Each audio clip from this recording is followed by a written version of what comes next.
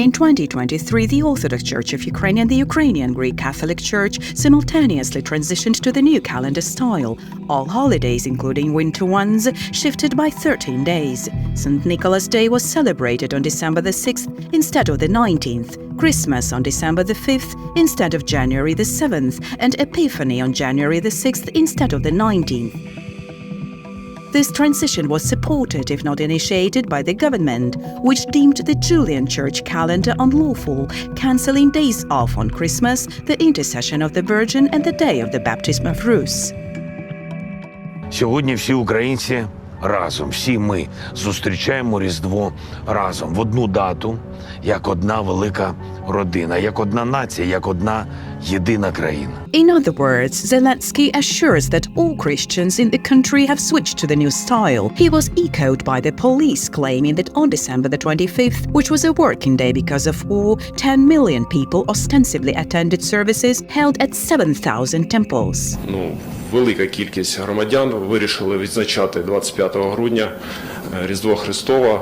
Це майже 10 мільйонів громадян, які відвідали близько 7 тисяч культових споруд. However, how realistic is this claim? American authorities state that the population of Ukraine is currently 28 million. The country has gone from about 40 million people to 28 million people. Consequently, our authorities assert that for the new style Christmas, which fell on a working day, every third Ukrainian, including atheists, Muslims, Jews, or soldiers on the front line, attended the churches of the OCU and UGCC. This includes the believers of the Ukrainian Orthodox Church, numbering around 5-6 million. If we divide 10 million people by 7,000 churches, it turns out that around 1,600 people gathered in each church. Let's take a look at several churches. Patriarchal Cathedral of the UGCC in Kiev, the main shrine of the Greek Catholics. Despite its enormous size, it appears semi-empty, with no more than 150-200 people attending the festive service. Christmas Vespers of the OCU at the Assumption Cathedral of the Kiev-Pечерsk Lavra, where only 30-40 people are visible. Christmas Liturgy in the Cathedral of Zaporizhia, attended by 40-50 worshippers. Hierarchical Service of the Dnipro Eparchy of the OCU, similarly 40-50 people. Meanwhile, in the UOC temples, we observe crowded spaces during Nativity services.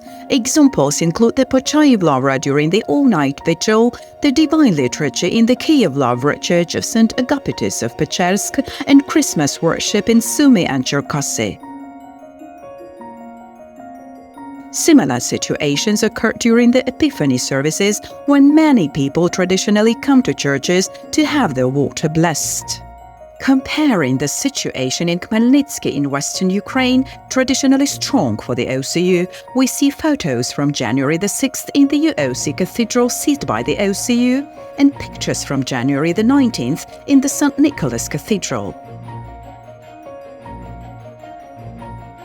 In summary, despite President Zelensky's statement that we all celebrate Christmas together on the same date, Зустрічаємо Різдво разом, в одну дату. the reality suggests otherwise. The majority of people continue to celebrate, as they always have. What did this calendar shift achieve, and what was its purpose? Війна прискорила ці процеси, і до цього додалася політична складова. І ми зараз дійсно можемо відрізнити українську церкву від церкви Московського патріархату, в тому числі по тому, в які дні святкуються свята. І зараз якраз залишатися на старому календарі – це в тому числі одна з ознак бути в одному календарному, часовому, традиційному просторі з московським патріархатом. Thus, Georgy Kovalenko suggests three important theses. First, the transition to the new style further deepened the gap between UOC and OCU believers, exacerbating the division in Ukrainian society. Second, the transition was deemed necessary due to the ongoing war. Third, adhering to the old style means the same space with the Moscow Patriarchate. Among the local churches that live by the Julian calendar are Jerusalem, Serbian, Macedonian, Georgian, Polish churches in Mount Athos. The UOC also observes the old style. Can we say that all these churches are Moscow? The response from the Fano is evident. On January the 7th, Patriarch Bartholomew officiated the liturgy for the Russian community in Istanbul on Christmas. On January the 19th, he conducted the Epiphany service using the old style in the Turkish city of Zeytinburgi. During the service, Ukrainian consul Roman Nedilsky prayed with Bartholomew, extending wishes for a long life to Patriarch Kirill of the Russian Orthodox Church. This clearly indicates that the Julian calendar is not considered exclusively Moscow-affiliated at the Fano. Why then should it be perceived as such in Ukraine? Is it solely due to the ongoing war? Oddly enough, there were attempts to convert to the new style in Ukraine during the war 83 years ago. Kremenchuk newspaper Dniprova Kryla. We will have the opportunity to celebrate Christmas together with our friends and allies, the peoples of Western Europe, and above all, with the great German people. Ukrainska slava Zolotonosha. We are confident that soon the time will come when the Ukrainian people, a people that will become part of the new Europe, will adopt the new calendar used by all European nations. Thus, neither a single enterprise nor a single Ukrainian should work on these great days, paying respect to our liberators. While Germany is not seeking to conquer Ukraine today, Russia is, yet the arguments for the new calendar from the authorities remain unchanged. Це ще й, так би мовити, форма певної подяки, яку зараз наша держава відчуває від більшості країн західної духовної ойкумени у цій жахливій боротьбі. Ми є всі частиною західного світу. І тому ми маємо підтвердити свою належність. How do all these arguments relate to faith? There is no relevance whatsoever.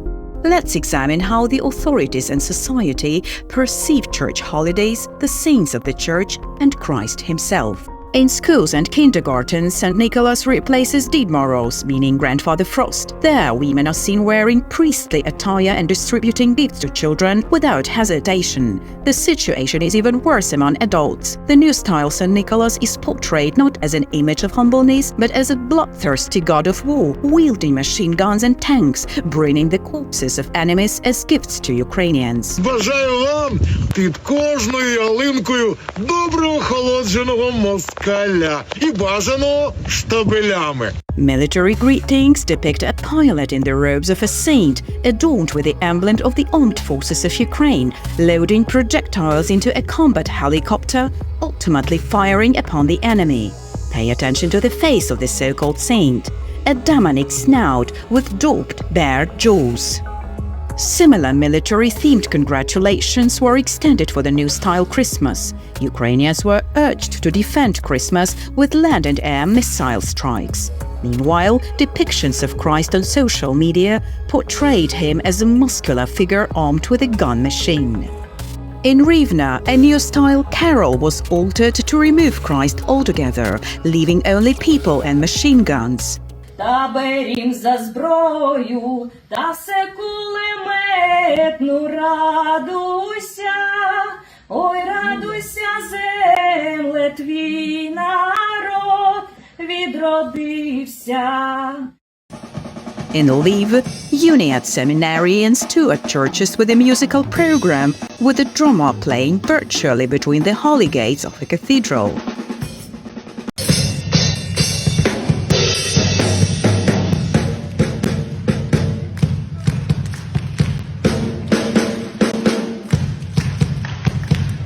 This phenomenon existed in previous years, including nativity scenes with devils at the UGCC church in Zarvanitsa, a show with Putin in Truskavets, and pagan songs in the St. Peter and Paul Cathedral in Lviv.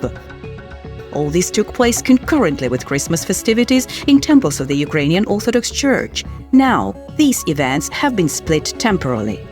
In today's Ukraine, December the 6th is celebrated as Mykolaichyk Day, while December the 19th as the Feast of St. Nicholas, December the 25th as a loud patriotic Christmas with the entire civilized world, while January the 7th as a quiet celebration of the birth of the Christ child. July the 15th is declared Statehood Day, and July the 28th is the day of the spiritual birth of the Ukrainian people. The government has outlawed Orthodox Ukrainians. It has further divided already divided people. It pretends that we do not exist. Let it be. Nevertheless, nothing in the world happens without God permitting it. Currently, we are being clearly shown two paths. On one side are Ukrainian patriotic socio-political organizations with a religious twist. And on the other side is the Church of Christ, where nothing changes. The Church continues to prepare citizens, regardless of their nationality, Ukrainian, German or Russian, for the kingdom of heaven. The choice of the path is ours.